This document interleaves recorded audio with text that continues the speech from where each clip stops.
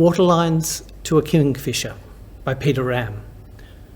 The judges said, this lyric poem begins grounded by metaphor. The morning river after rain is a mud river. It then takes flight like the Kingfisher itself, its long lines sweeping across the page, dipping in and out of metaphor and stunning image. It is an expansive poem, with many striking lines and an epic tone. Peter Ramm is a poet from Robertson in New South Wales.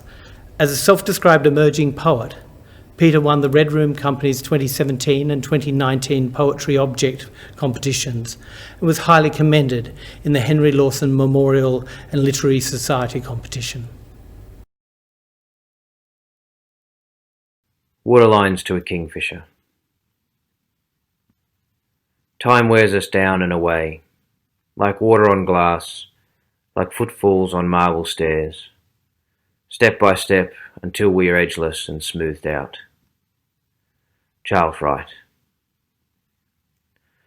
The morning river after rain is a mud mirror, and in its stained glass surface a lattice work of river oak shadows float under the ribbed canoe. A sage meniscus rises to the gunwale, and out beyond the oars a sunken forest of scribbly gum stretches like God's infant attempt at drawing straight lines. Naked with their chests out, the gums know everything will pass through.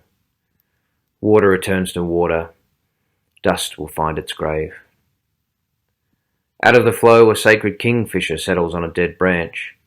His sapphire waistcoat is a sunbeam sermon to the bass below and anyone who cares to listen. Above the canopy, a lone eagle weaves a cloud as if the sky were a great loom and her work had just begun. In Zarathustra's teaching, water is the mother of life, and as a runnel weeps down the wood, I wonder if the flecks will be enough for purity, or whether noon has already passed.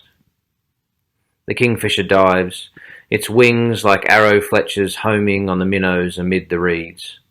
On his return, his feathers, a polychrome frieze more vivid than the palace of Darius at Susa. This is the way of all things. The halcyon air barely at a murmur, the water unflinching in its firmness.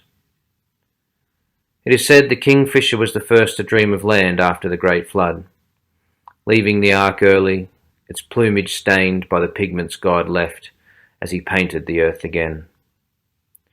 Here, in the ripples off the bow, the world exists in watercolour, the Curian sky ensnarled by the reflections of grey gums and cross-hatched sandstone of ridge lines.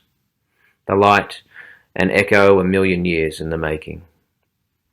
Today, life seems a refraction, the riverbed in an upward bend, the closeness of a moment only half grasped. In the slow shudder of my eye, the kingfisher becomes a sapphire trail light as thoughts collapse in a blur. In the eddies, bloodwood leaves are a deluge offering from the forest, silent like the drowned voices of the wind. And this memory, hanging in a glass box, loses its lustre as the river pulls away.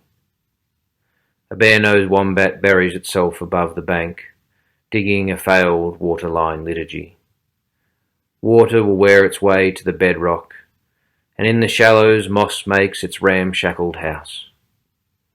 Yellow rock orchids flower over the boulders along Nelson's Creek. Like the flaming tongues of Pentecost, they speak in signs and know, if righteousness comes for the sight of the kingfisher, it flies just as quick.